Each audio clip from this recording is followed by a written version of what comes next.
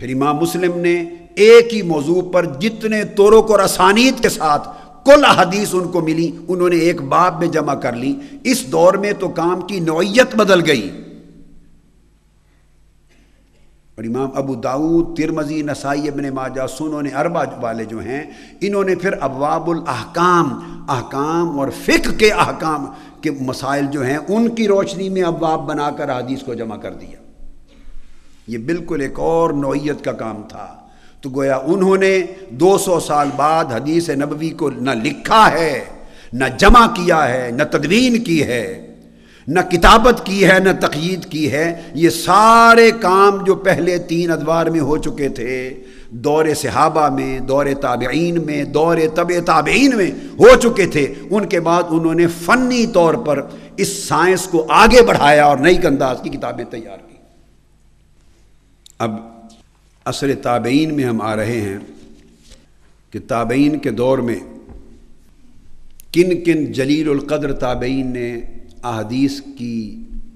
کتابت و تقیید کا عمل تابعین کے ہاں بھی چلتا رہا، اور ساتھ ساتھ پھر جمع و تدوین کے عمل کا ذکر شروع ہو جائے گا۔ تو پہلا ذکر کروں گا حضرت عبداللہ ابن عباس رضی اللہ تعالی عنہ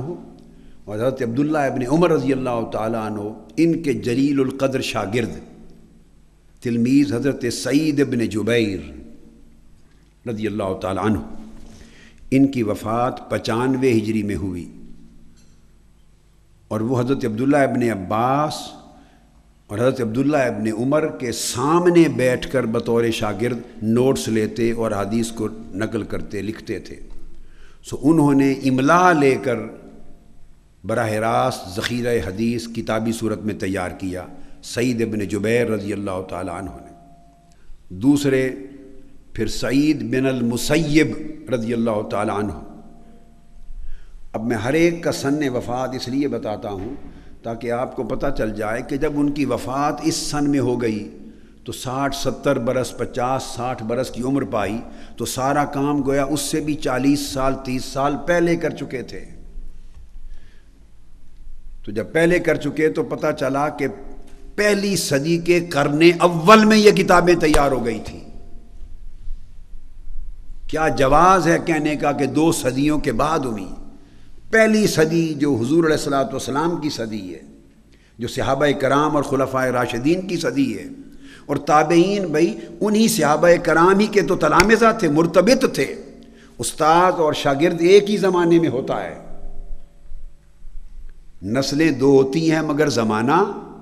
ایک ہوتا ہے۔ جو براہ راست شاگرد ہے وہ استاذ ہی کے زمانے میں تو زندہ رہتا ہے اور اس کے دور میں اس سے براہ راست اخذ فیض کرتا ہے، تحصیل علم کرتا ہے، پھر اس کا دور استاذ کی وفات کے بعد آگے تک چلتا ہے۔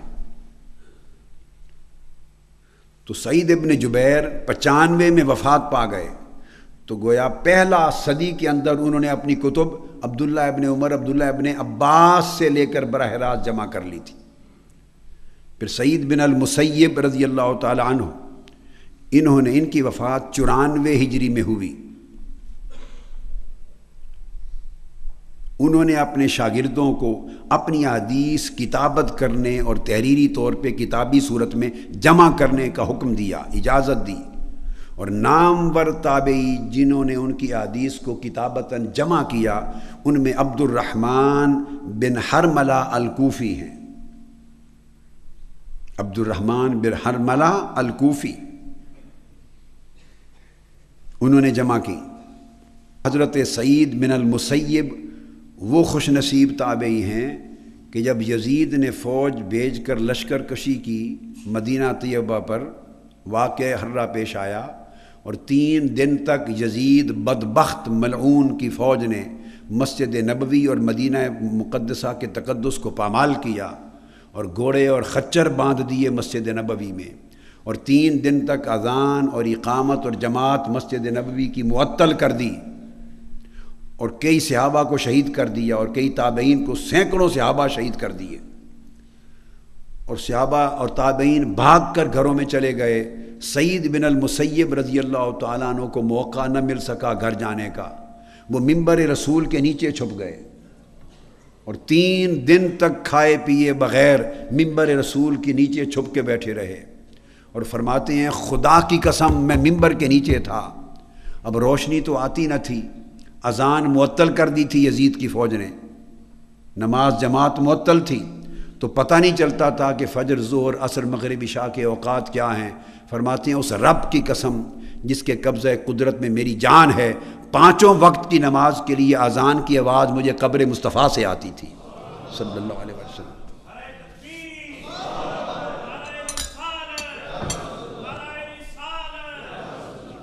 آقا علیہ السلام کی قبر انور سے اذان کی آواز آتی۔ یہ وہ ہیں، تو انہوں نے نسخے اپنے تلامذہ کے ذریعے تیار کر کے کتابیں تیار کی۔ پھر حضرت امام عامر الشعبی رضی اللہ تعالی عنہ،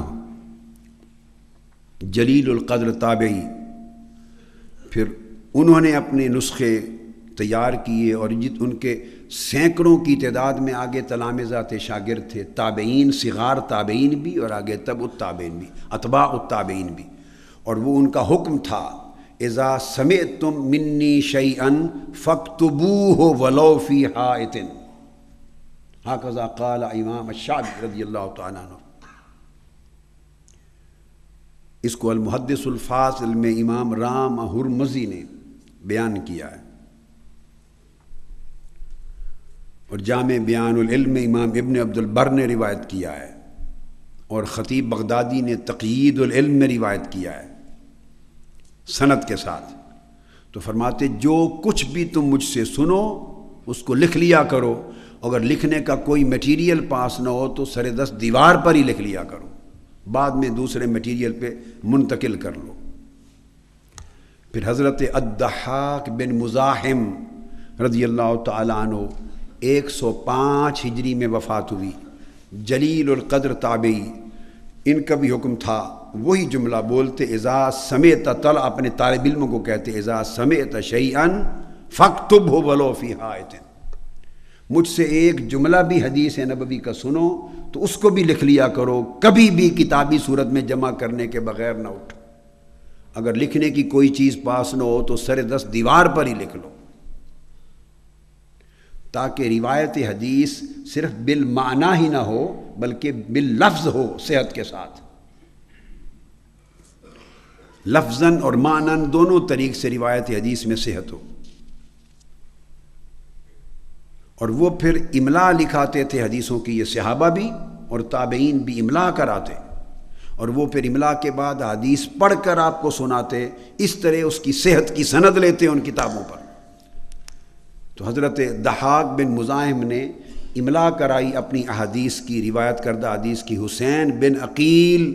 جلیل القدر تابعی کو، اور جس کو امام ابن عبد البر نے جامع بیان العلم میں روایت کیا، اور اس میں مناسک حج جمع تھے۔ پھر امام الحسن البصری رضی اللہ تعالی عنہ، وہ خود فرماتے ہیں، جس کو امام ابن عبد البر نے روایت کیا سند کے ساتھ، وہ فرماتے ہیں کہ ان لنا کتبا کنا نتعاہدھا، امام حسن بصری فرماتے ہیں کہ ہمارے پاس کثیر کتب ہیں احادیث نبوی کی، جن کو ہم ہر روز پڑھتے رہتے ہیں، مذاکرہ کرتے رہتے ہیں، ایک دوسرے کو سناتے اور یاد کرتے رہتے ہیں، کتابت حدیث بھی کرتے، حفظ حدیث بھی کرتے، روایت حدیث بھی کرتے، جمع حدیث بھی کرتے۔ پھر حضرت عمر بن عبد العزیز رضی اللہ تعالیٰ عنہ، ان کا تذکرہ الگ آئے گا، مگر ابھی نجی ایفرٹس کا ذکر کر رہا ہوں، انفرادی کاوشیں۔ جلیل القدر تابعی 61 میں پیدا ہوئے، 101 میں وفات ہوئی، جو خلیفہ بھی تھے، جن کو 5واں خلیفہ راشد کہتے ہیں، وہ اپنے ذاتی ریکارڈ کے لیے خود احادیث کی کتابت کرتے تھے، عمر بن عبد العزیز رضی اللہ تعالیٰ۔ اور ابو قلابہ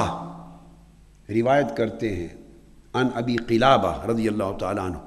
قال خرج علینا عمر بن عبد العزیز لصلاة الظہر ومعه قرطاس ثم خرج علينا لصلاة العصر وهو معه فقلت له يا امیر المؤمنین ما هذا الكتاب قال حدیث حدثني به عون بن عبد الله فاعجبني فكتبته۔ اس کو امام دارمی نے اپنی سنن میں روایت کیا، اور یزید الرقاشی کی روایت کے ساتھ۔ فرماتے ہیں ابو قلابہ کہ عمر بن عبدالعزیز رضی اللہ تعالیٰ عنہ ایک دن نماز ظہر کے لیے آئے اور آپ کے پاس ایک